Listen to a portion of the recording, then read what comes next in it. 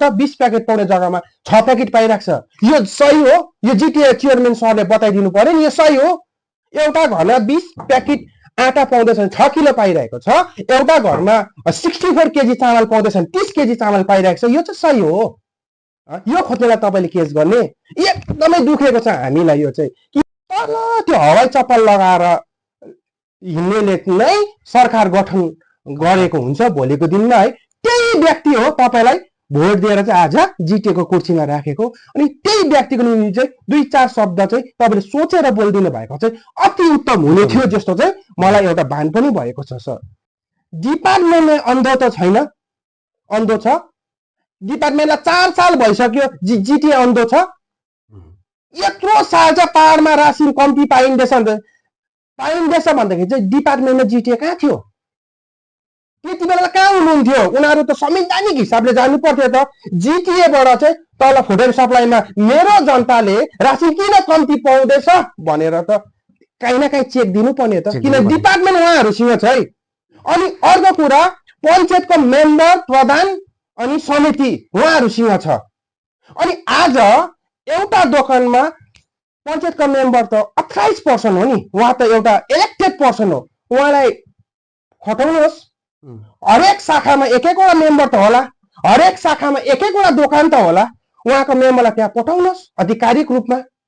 सही पाएको छ कि छैन?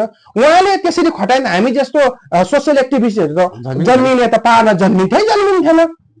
पब्लिकले पाउने सहुलियत पाएन भने त्यो डिलरलाई चाहिँ जिटिएले टर्मिनेट चाहिँ गरेको हुनुपर्छ। त्यो डिलरको जग्गामा चाहिँ अर्को डिलर ल्याएर राखिदिएको हुनुपर्छ फेरि। नत्र भने पब्लिकको पनि तपाईँहरूले न्याय दिलाएको हुन्छ। हामी आउँदैनौँ, अब जाँदैनौँ। नमस्कार, म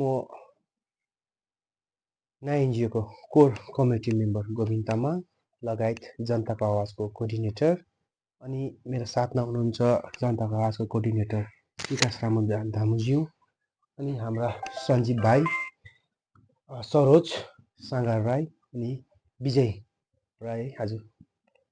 आज हामी है हजुरले को एउटा निम्तोलाई आत्मसात गरेर आएको छौँ।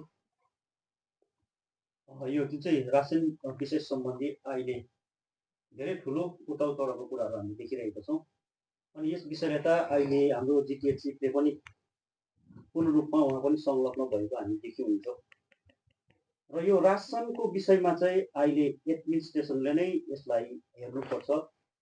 र अहिले चाहिँ विभिन्न सङ्घ संस्थाले चाहिँ फोनहरू लग्यो, अनि ठाउँ ठाउँमा गयो, मन पनि गरिरहेको छ।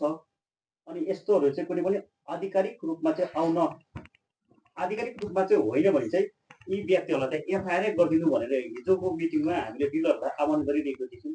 तपाईँलाई आवाज उठाइराख्नु भएको छ। अब उपरान्त तपाईँको के कस्तो किसिमको स्टेप हुन्छ? हो, यो विषयमा भन्नुपर्दा चाहिँ सर्वप्रथम है हामीले यो जुन रासिनको विषय उठाएको चाहिँ लगभग 4 साल जति भइसक्यो। 4 सालको माझमा फर्स्ट टाइम हाम्रो जिटिए चिफ जुन एउटा रासिन विषयलाई लिएर अगाडि आइदिएकोमा हामी एकदमै हर्षित थियौँ, एकदमै धेरै हर्षित थियौँ कि अब चाहिँ गरिब जनताले न्याय पाउने रहेछ भनेर। अनि सोसियल मिडियामा देख्न पायौँ, उहाँले भन्नुभएको रहेछ कसले एउटा संस्थाहरू आएर भिडियोहरू खिच्छ है, उहाँलाई एउटा कारबाही गर्नु, कानुनी कारबाही गर्नु होला। उहाँको नजरमा त्यो सही होला, तर हाम्रो नजरमा फर्स्ट राइट टु लाइफ है, भारतको संविधानले दिएको जुन अधिकार छ त्यो अधिकारबाट हामीलाई कसैले पनि वञ्चित गराउन सक्दैन। किन भन्दाखेरि चाहिँ हाम्रो राइट हो। किन रासिन कार्ड होल्डर म स्वयं पनि हो है, म पनि रासिन कार्ड उसको चाहिँ एकदम रासिन कार्ड होल्डर हो, अनि म लाभार्थी पनि हो।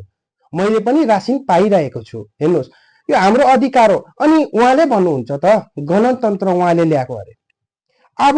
अब गणतन्त्र उहाँले ल्याएको भने उहाँको गणतन्त्रले जब जिटिएमा गणतन्त्र दार्जिलिङमा फर्काएर ल्याएको छ भने अहिले उहाँले किङडम जस्तो रुल गर्नु त्यो त भएन नि त। उहाँ त किङडम होइन, उहाँ त डोनाल्ड ट्रम्प होइन, उहाँ त एउटा जिटिएको अभिभावक हो। जतिको माया उहाँले रासिन डिलरहरूलाई गर्नुहुन्छ त्यत्तिकै माया रासिन खाने पब्लिकलाई पनि उहाँले गरेको हुनुपर्छ। हेर्नुहोस्, लु मैले माने रासिन डिलरको समस्या छ, समस्या रहेछ है, उहाँको सटेजहरू पाएको छैन, जुन गभर्मेन्ट बन्ड पाउने सहुलियत पाएको छैन, त्यो हामीले एक्सेप्ट गर्यौं है। तर जनताले 4-5 वर्ष आफ्नो अधिकारबाट वञ्चित भएको त्यसको भरपाई कसले गर्छ? मेरो प्रश्न उहाँलाई, मेरो प्रश्न चाहिँ हाम्रो आदरणीय सर अनिश सरलाई चाहिँ मेरो प्रश्न छ कि जनताले 4-5 वर्ष उहाँको अधिकारबाट वञ्चित भइरहेको छ, जुन प्लेन्सको मान्छेले जुन पाइरहेको सहुलियतदेखि अलिक टाढो भइरहेको छ हाम्रो जनता, त्यसको भरपाई कसले गर्छ? होला उहाँलाई चाहिएको होला 300-400 जना मान्छे देखेर सायद उहाँलाई अब केही चिज भयो होला, तर त्यो भन्दा बेसी लगभग 7 लाख एबभ 7 लाख फ्यामिली भन्दा बेसी त्यो अरुवा चामल खाने हाम्रोमा जनता छ है। उहाँको लागि चाहिँ 2 शब्द बोलिदिएको भए अझ राम्रो हुन्थ्यो होला। अनि म अर्को यहाँबाट मेसेज दिन चाहन्छु कि हामीलाई कसैले पनि केस गर्नु सक्दैन, किन हाम्रो राइट चाहिँ संविधानले दिएको, हाम्रो राइट चाहिँ यहाँको कसै दाजुभाइले दिएको होइन। हामीले कसैको लागि एज अ ह्युमन बिङको आधारमा म स्वयं रासिन कार्ड धारी हो, मैले आफ्नो अधिकार पाउनुपर्छ अनि राइट के हो त्यो जान्ने हाम्रोमा अधिकार छ।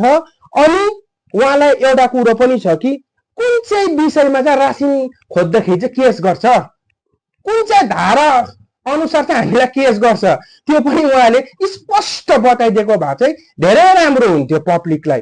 किन भन्दाखेरि चाहिँ हामीले आफ्नो राइट खोज्नु पाइँदैन र आफ्नो अधिकार त खोजेको, चोर्नु गएको होइन, धम्काउनु गएको होइन। फेरि हामीलाई मार्क्स पेटिसन गरेर बोलाउनुहुन्छ। उहाँको जति पनि रासिनको उपभोक्ताहरू छ उहाँले मार्क्स पेटिसन गरेर हामीलाई बोलाउनुहुन्छ। हामी त्यसै जाँदैनौँ, कसैलाई न्यु खोज्नु हामी त्यसै जाँदैनौँ।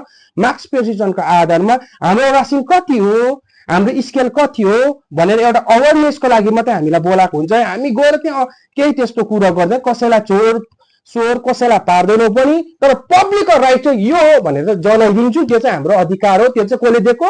संविधानले दिएको अधिकार हो।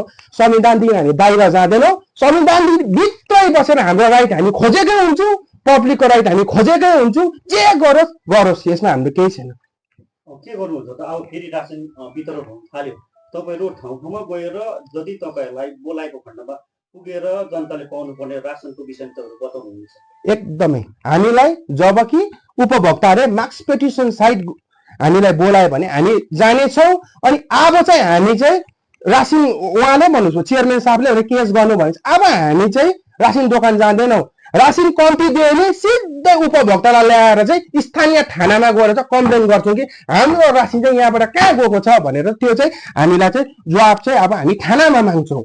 अब हामी एमएसएफ डिलरतिर हामी जाँदैनौँ पनि, किनभने चाहिँ सिकाएको छ हामीलाई चेयरम्यान साहबले नै कम्प्लेनै गर्नुपर्छ। अब चाहिँ हामी चाहिँ कम्प्लेन चाहिँ थानामा लगेर चाहिँ जति उपभोक्तालाई जतिले हामीलाई मार्क्स पेटिसन गरेर दिन्छ त्यो मान्छेलाई लिएर चाहिँ हामी उपभोक्तालाई लगेर चाहिँ थानामा गएर थानामा कम्प्लेन गर्छौँ। अब जुन कानुनी तहले काम गर्नुपर्छ भने कानुनी तहले हामी पनि काम गरेको हुन्छौँ।